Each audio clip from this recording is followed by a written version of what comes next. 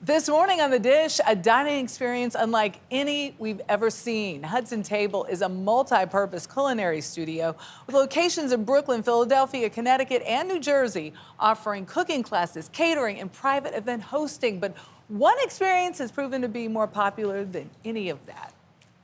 Jill Schlesinger is here with a first-hand look and a taste, too. Jill. Good morning. Well, if you enjoy shows like Chopped or Top Chef, this is for you. It is part night out, part game show. It is all delicious. Hudson Table pits two chefs against one another in a timed cooking competition, and these chef showdowns have become one of the toughest tickets in town.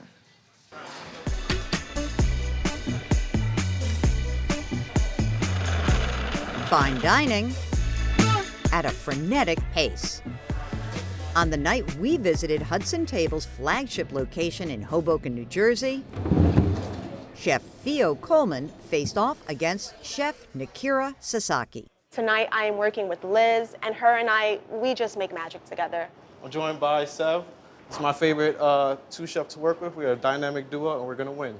All right, so course one. Both of them planning, preparing, and plating a three-course meal using the same list of surprise ingredients given to them just before their guests arrive.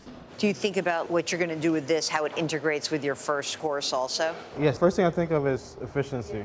While the whole time, the clock is ticking. All right, chefs, are we ready? 40 minutes on the clock. Let's get started. Tonight, both chefs are tasked with using a pomegranate syrup, barley, and Nilla wafers in any way they see fit. I think if they could put the Nilla wafers in one of the entree dishes, that would be interesting. Oh, come on. After racing against the clock, the next challenge is wowing the 20 guests who don't know what's coming and are keeping score. The chefs are betting big on their abilities in hopes of coming out on top in the contest. But risk-taking and competition, as we found out, are deep in the DNA of Hudson Table. Before starting Hudson Table in 2014, founder Alan Barry was a professional poker player. But his biggest victory in 2011 essentially ended his days at the table. I won a World Series of Poker bracelet, just under $900,000. Most people would have been like, great, now I have money for poker. I was like, great, now I have money to have the flexibility to venture into other things. Attending a cooking class with his wife inside an Atlantic City casino sparked something in Barry. I knew that you'd be paired with another couple. And I walked up to this couple and I was like, I don't want to talk to these people. This is gonna be awful. And then we had the best night ever. And I think that's like a testament to the concept of how food brings people together. And I just fell in love with the concept. Then I saw people walking past, because it was all glass windows, and looking in and being like, oh, what's going on? I want to be part of that. You know, and having that FOMO feeling. The guests at chef competitions definitely aren't missing out. They dine on not one, but two three-course meals. Things get started with the first course, a Korean meatball with a gochujang pomegranate glaze from Chef Theo, and a sweet and salty steak katsu breaded with Nilla wafer crumbs from Chef Nikira. I like the simplicity of like this little thing that bursts with flavor. Followed by a main, Chef Theo's African suya steak with pistachios and green chutney, and a tri-colored chicken ravioli by Chef Nikira. While both were a visual feast, the reviews were mixed.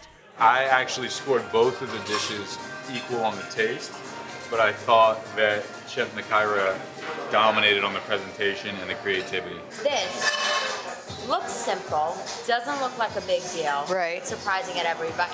The texture and the flavor is a lot of things that's bouncing off each other that I don't like. Which brings us to dessert. Chef Theo's sake pot creme and a pavlova with Thai iced tea ice cream, finished off with fire by Chef Nikira. We're done. While I enjoyed it, my fellow diners had other thoughts. What do you think we could have seen in dessert that would have won you over? I think a little more flavor, a little less complexity. All of it. 5, 4, 3, 2, 1. But the criticism isn't just shared at the table. After rating each course on taste, presentation, and creativity, the guests provide their feedback to the chefs.